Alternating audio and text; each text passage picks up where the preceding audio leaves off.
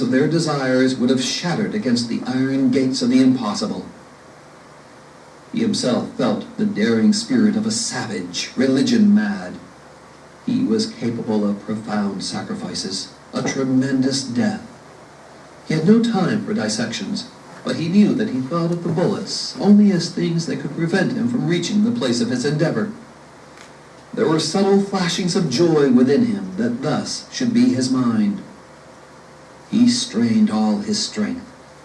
His eyesight was shaken and dazzled by the tension of thought and muscle. He did not see anything excepting the mist of smoke gashed by the little knives of fire, but he knew that in it lay the aged fence of a vanished farmer protecting the snuggled bodies of the gray men. As he ran, a thought of the shock of contact gleamed in his mind. He expected a great concussion when the two bodies of troops crashed together. This became a part of his wild battle madness. He could feel the onward swing of the regiment about him, and he conceived of a thunderous, crushing blow that would prostrate the resistance and spread consternation and amazement for miles. The flying regiment was going to have a catapultian effect. This dream made him run faster among his comrades, who were giving vent to hoarse and frantic cheers. But presently, he could see that many of the men in gray did not intend to abide the blow. The smoke, rolling, disclosed men who ran, their faces still turned. These grew to a crowd who retired stubbornly. Individuals wheeled frequently to send a bullet at the blue wave. But at one part of the line, there was a grim and obdurate group that made no movement. They were settled firmly down behind posts and rails. A flag, ruffled and fierce, waved over them, and their rifles dinned fiercely. The blue whirl of men got very near until it seemed that in truth there would be a close and frightful scuffle. There was an expressed disdain in the opposition of the little group that changed the meaning of the cheers of the men in blue. They became yells of wrath, directed, personal. The cries of the two parties were now in sound an interchange of scathing insults. They in blue showed their teeth. Their eyes shone all white. They launched themselves as at the throats of those who stood resisting. The space between dwindled to an insignificant distance. The youth had centered the gaze of his soul upon that other flag. Its possession would be high pride. It would express bloody minglings, near blows. He had a gigantic hatred for those who made great difficulties and complications. They caused it to be as a craved treasure of mythology, hung amid tasks and contrivances of danger. He plunged like a mad horse at it. He was resolved it should not escape if wild blows and darings of blows could seize it. His own emblem, quivering and aflare, was winging toward the other. It seemed there would shortly be an encounter of strange beaks and claws, as of eagles. The swirling body of blue men came to a sudden halt at close and disastrous range, and roared a swift volley. The group in gray was split and broken by this fire, but its riddled body still fought. The men in blue yelled again and rushed in upon it. The youth in his leapings saw, as through a mist, a picture of 4 or 5 men stretched upon the ground or writhing upon their knees with bowed heads, as if they had been stricken by bolts from the sky. Tottering among them was the rival color-bearer, whom the youth saw had been bitten vitally by the bullets of the last formidable volley. He perceived this man fighting a last struggle, the struggle of one whose legs are grasped by demons. It was a ghastly battle. Over his face was the bleach of death, but set upon it was the dark and hard lines of desperate purpose.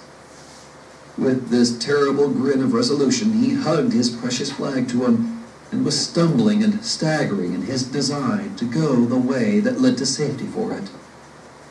But his wounds always made it seem that his feet were retarded, held, and he fought a grim fight, as with invisible ghouls fastened greedily upon his limbs. Those in advance of the scampering blue men, howling cheers, leaped at the fence. The despair of the lost was in his eyes as he glanced back at them. The youth's friend went over the obstruction in a tumbling heap and sprang at the flag as a panther at prey. He pulled at it, and wrenching it free, swung up its red brilliancy with a mad cry of exultation, even as the color-bearer, gasping, lurched over in a final throw and, stiffening convulsively, turned his dead face to the ground. There was much blood upon the grass blades.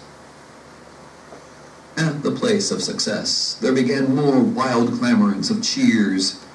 The men gesticulated and bellowed in an ecstasy. When they spoke, it was as if they considered their listener to be a mile away. What hats and caps were left to them, they often slung high in the air. At one part of the line, 4 men had been swooped upon, and they now sat as prisoners. Some blue men were about them in an eager and curious circle. The soldiers had trapped strange birds, and there was an examination. A flurry of fast questions was in the air. One of the prisoners was nursing a superficial wound in the foot. He cuddled it, baby-wise, but he looked up from it often to curse with an astonishing utter abandon straight at the noses of his captors.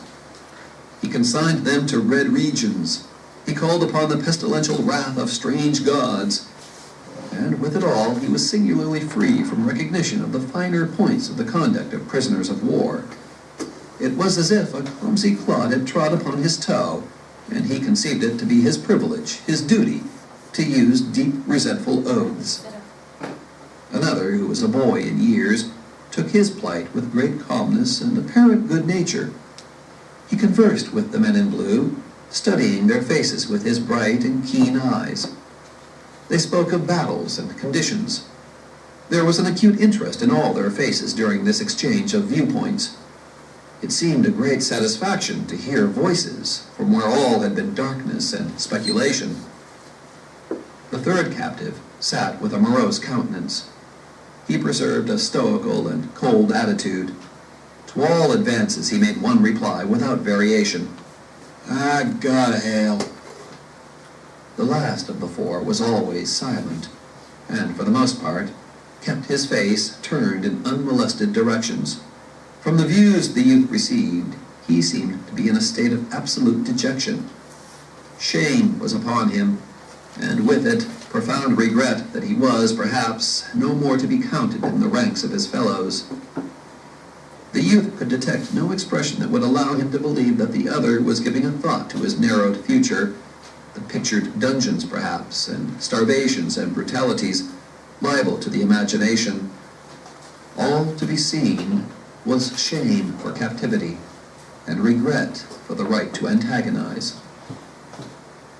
After the men had celebrated sufficiently, they settled down behind the old rail fence, on the opposite side to the one from which their foes had been driven.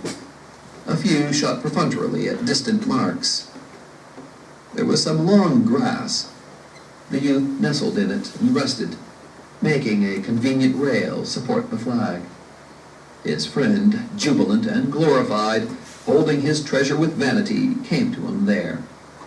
They sat side by side and congratulated each other. A couple big things happened in chapter 23. What? They got prisoners of war. That was at the end, but before that, what happened? The colonel and put in charge. They got the flag. They got the flag. Yeah. Who got the flag? The little guys. More specifically, right? Wilson got the flag. Henry was heading towards him. Henry was watching him. I think Henry would have gotten the flag himself if Wilson hadn't. But yeah, what was he gonna do? Stab him with his own flagpole? So, Sounds like a pretty good idea. and yeah, in the end, they got 4 prisoners of war. How many? 4? 4. I like how it looks like 4 completely different reactions to being taken prisoner. Right, 4 very different reactions to being taken prisoner. Excellent observation.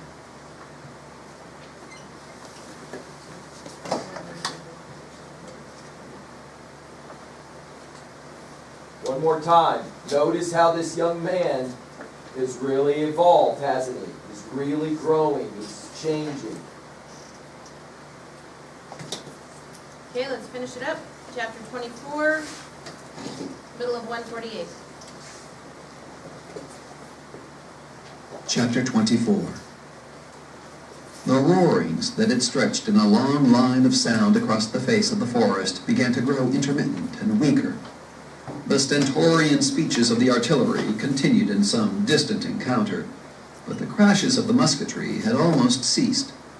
The youth and his friend of a sudden looked up, feeling a deadened form of distress at the waning of these noises, which had become a part of life. They could see changes going on among the troops. There were marchings this way and that way.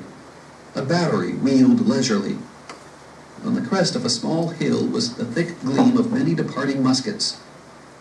The youth arose. "Well, what now, I wonder?"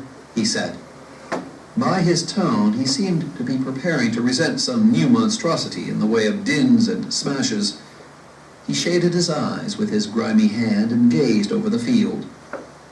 His friend also arose and stared.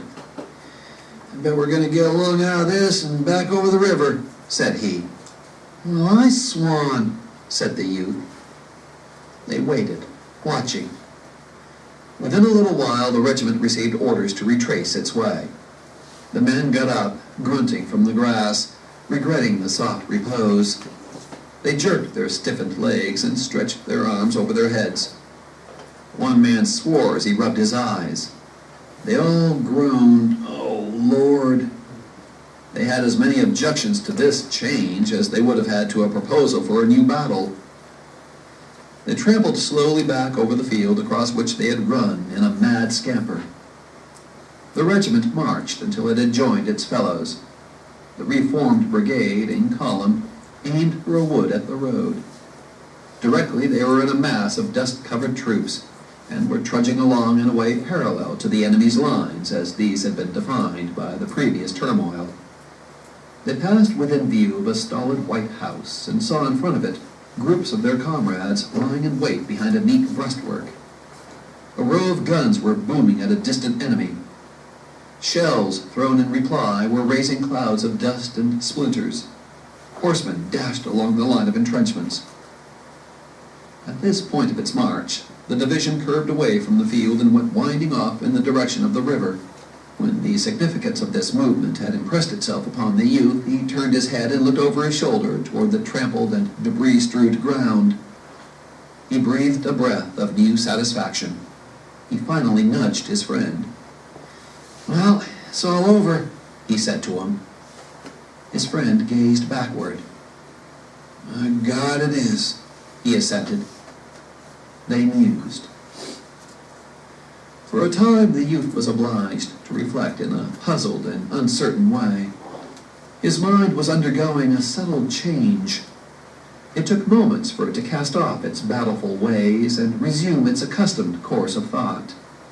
Gradually his brain emerged from the clogged clouds, and at last he was enabled to more closely comprehend himself and circumstance. He understood then that the existence of shot and countershot was in the past. He had dwelt in a land of strange, squalling upheavals and had come forth. He had been where there was red of blood and black of passion, and he was escaped. His first thoughts were given to rejoicings at this fact. Later he began to study his deeds, his failures, and his achievements. Thus, fresh from scenes where many of his usual machines of reflection had been idle, from where he had proceeded sheep-like, he struggled to marshal all his acts. At last, they marched before him clearly. From this present viewpoint, he was enabled to look upon them in spectator fashion and criticize them with some correctness, for his new condition had already defeated certain sympathies. Regarding his procession of memory, he felt gleeful and unregretting, for in it his public deeds were paraded in great and shining prominence. Those performances, which had been witnessed by his fellows, marched now in wide purple and gold, having various deflections. They went gaily with music. It was pleasure to watch these things. He spent delightful minutes viewing the gilded images of memory. He saw that he was good. He recalled with a thrill of joy the respectful comments of his fellows upon his conduct. Nevertheless, the ghost of his flight from the first engagement appeared to him and danced. There were small shoutings in his brain about these matters. For a moment he blushed, and the light of his soul flickered with shame. A specter of reproach came to him. There loomed the dogging memory of the tattered soldier, he who, gored by bullets and faint of blood, had fretted concerning an imagined wound in another, he who had loaned his last of strength and intellect for the tall soldier, he who, blind with weariness and pain, had been deserted in the field. For an instant a wretched chill of sweat was upon him at the thought that he might be detected in the thing. As he stood persistently before his vision, he gave vent to a cry of sharp irritation and agony. His friend turned. "What's the matter, Henry?" he demanded. The youth's reply was an outburst of crimson oaths.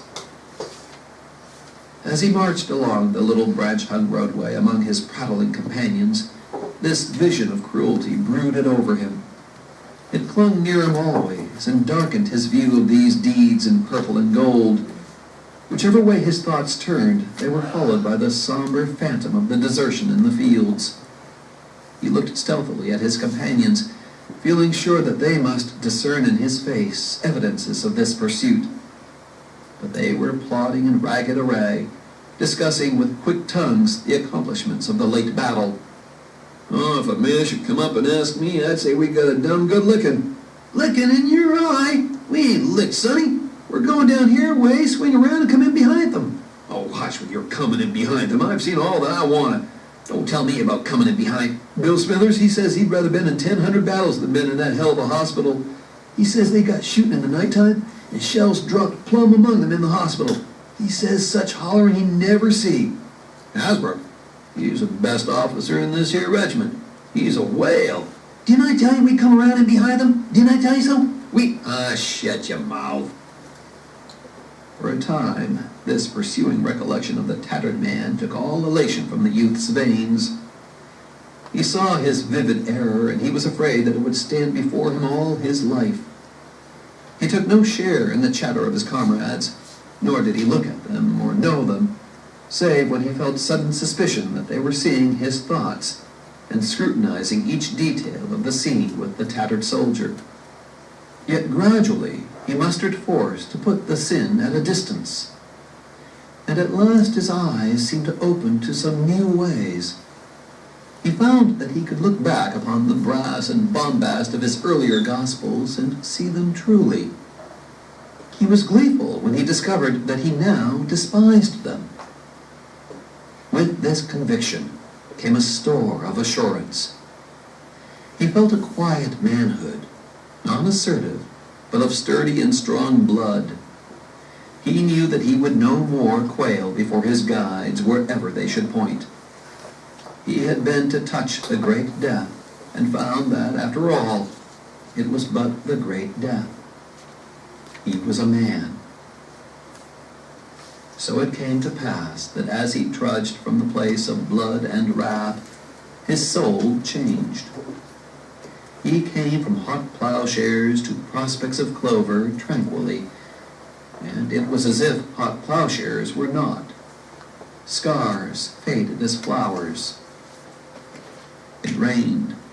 The procession of weary soldiers became a bedraggled train, despondent and muttering, marching with churning effort in a trough of liquid brown mud under a low, wretched sky.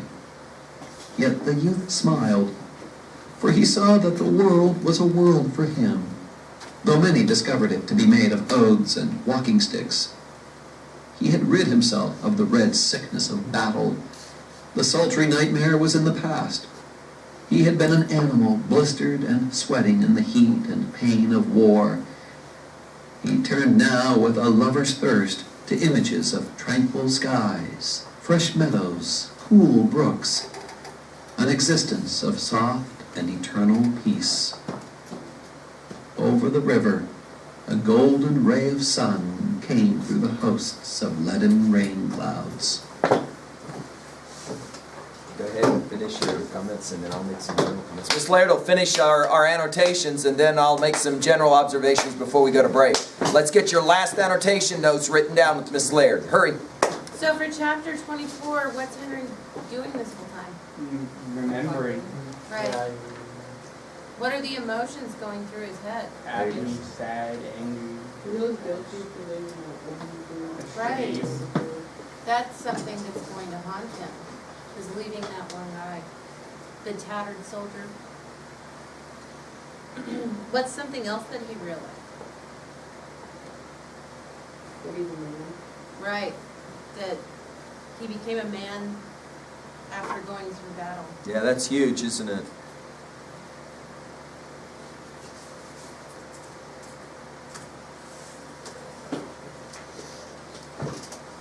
There's a German word, Bildungsroman, which means a story of a young boy, usually boy, not always boy, story of a young person growing up. Think about all of the movies you watched as a kid growing up that were Walt Disney movies. You could make a quick list of your top 3. And about those top 3, you would say, wow, it's interesting. Disney really likes the idea of a story of a young person growing up through a series of tough challenges, we might say, right? Series of tough challenges, difficulties, and the like. Let's make some final observations now in our last 10 minutes before we go to break. Now I'm speaking about the novel in its entirety. But before I begin, I want to make an observation for your notes on the following. Notice the difference between a summary of a novel and the reading of the novel. And the reason I point this out is that sometimes students in school are assigned a novel to read, and they're like, dude, I can just read the plot summary and know what the novel is about. I intentionally had you read the plot summary of Red Badge of Courage so that you knew the basic high points of the story. Then I had Miss Laird read the novel with you, and as we read, we took notes. Now that you have finished the novel, jot down in your notes real quickly one thing that makes it different between reading a plot summary, first this happens, then this happens, then this happens, and actually reading the novel.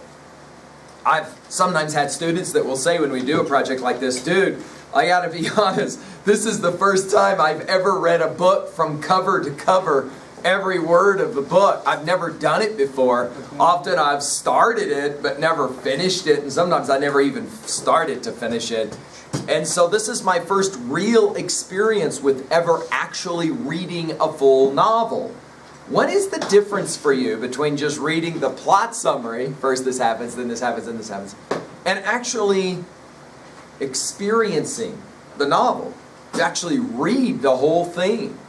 Because there's lots and lots of parts in the novel, obviously not mentioned in the plot summary, huh?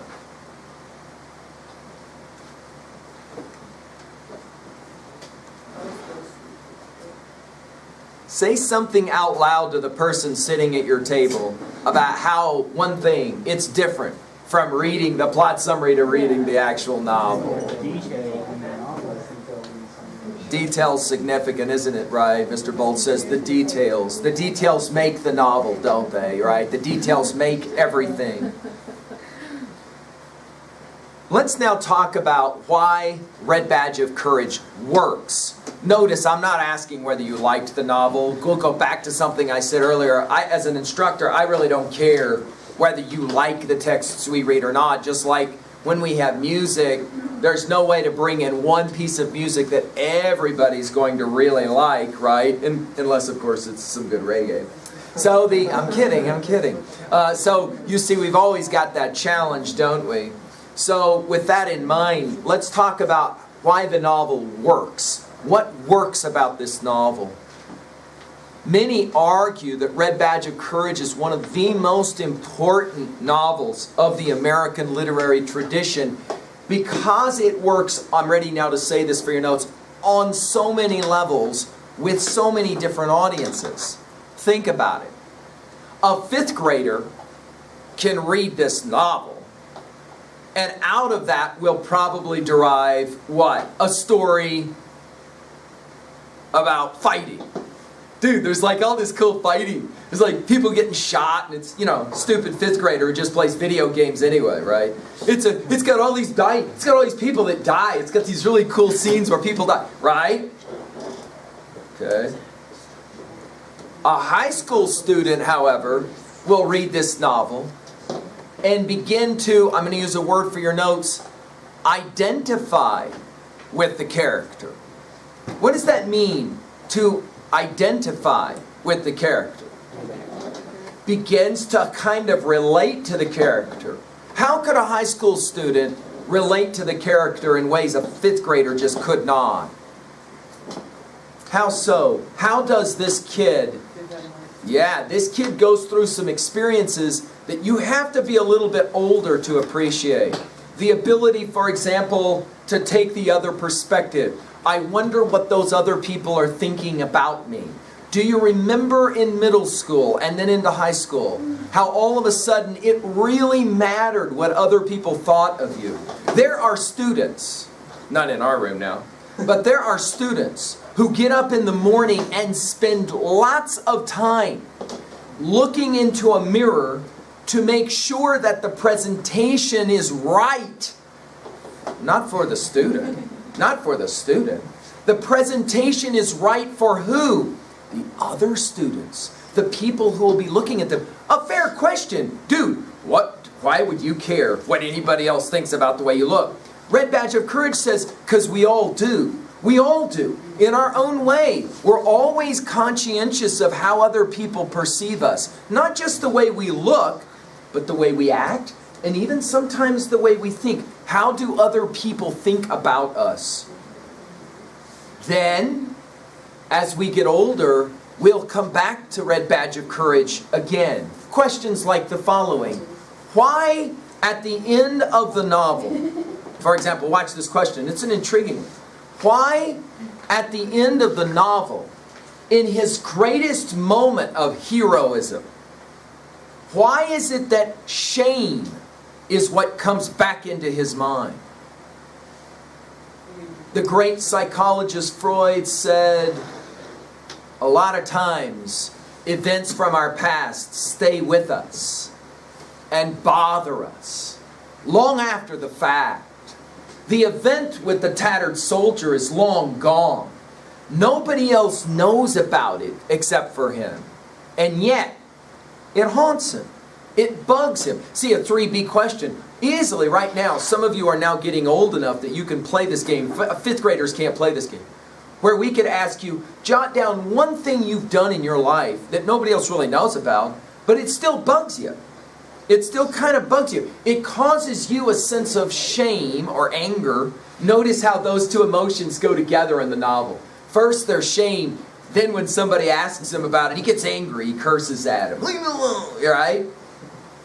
The other guy's like, dude, what is your deal? Right? Then notice the next step. After the shame, he comes to terms with the fact it's in the past. What is it Longfellow says? Let the dead past bury the dead. Right? Leave it.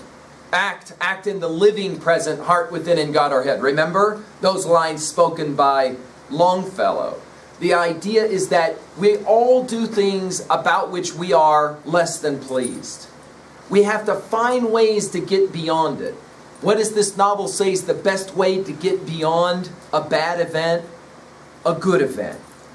An event you can feel positive about. If you can do something positive, it's not that you're going to forget the negative, but you can get beyond the negative. Right? Some students get stuck in the rut of the negative. I've done these things. They can name them. I've done this, I've done this, I've done this, I've done this. All this bad stuff. And they forget. Getting rid of bad stuff is as simple as doing the easy stuff. I once pointed out to a student a famous saying by an old philosopher who says, the reason it's so easy to be bad is because it's so hard to be good. The reason it's so easy to be bad is because it's so hard to be good. Notice how this novel teaches that lesson, right? It's not easy for him to find his badge of courage. It takes terrible events, right? But in the end, at the very end of our novel, notice the word peace. He's come to some sense of peace. Now, following Crane to the end, notice the kid's not walking home. What I just said is profoundly important for your notes. He's not walking home, is he? We end the novel where we began the novel, about to go to another battle. And in some ways, that's Longfellow's point in this world's broad field of battle. I have students that say, dude, if I can hardly wait to graduate, as if somehow graduation is the end of the battle or the war, right? Oh, I can hardly wait until fill it in the future. It's one more battle after another, over and over and over. The kid might never get home. And even if he does get home, he ain't gonna be the same kid. Note the irony. Mama was worried he'd go to the war and drink or curse. That was her worry about her boy. By the end of the novel, we kind of go, yeah, he went through a little bit more than that, right? But he ain't going to be the same kid when he comes back to the farm, if he comes back to the farm, right? He may not make it back. Lots and lots of boys didn't make it back. That's the tragedy of war. That's the tragedy of all wars. But even if they do come back, they're never the same. Events will have changed them. But then that's true of everybody. You are now different than you were 2 weeks ago when you walked into 303, most of you, for the first time. You're not the same anymore. See how that works? And dude, that's only been 14 days. Actually, in terms of time in 303, it's only been 10 days. Isn't that wild? And see, you're changing already, right in front of your own eyes. Crane reminds you it's called life. It's called life. It's okay. Come back in a little bit, and we'll go to work with a little bit of writing.